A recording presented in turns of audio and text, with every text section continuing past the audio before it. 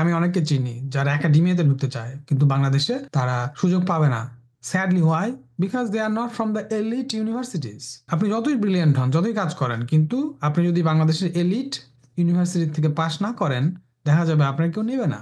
That's the sad reality. ওই রকম ছেলেপেলেরা তারা বাইরে গেছে, যে পড়াশোনা করছে, স্ট্রাগল করে পড়াশোনা করে পিএইচডি ডিগ্রি অর্জন করছে, ওই দেশেই তারা এখন ফ্যাকাল্টি। Think about it.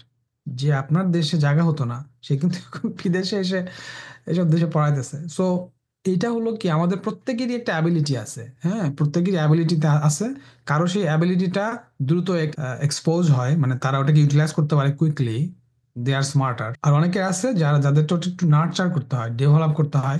সেই পরিবেশে গিয়ে একটুখানি সাপোর্ট নিয়ে, অন্য মানুষরা একটু ভালো সুন্দর কথা বললে তাদের ভালো লাগে। সারাক্ষণ বকাঝকা খেয়ে তারা কাজ করতে পারে না। তো এরকম জায়গায় আসলে তারা তাদের নিজেকে ডেভেলপ করার সুযোগ পায় এবং নিজের কনফিডেন্স বিল্ড করতে পারে এবং দেখে যে নো, মানে I I have worth, I can contribute. দেখবেন যে তারা কিন্তু জীবনে আস্তে আস্তে হলেও আলটিমেটলি ক্যাচ আপ করে, দে ক্যাচ আপ।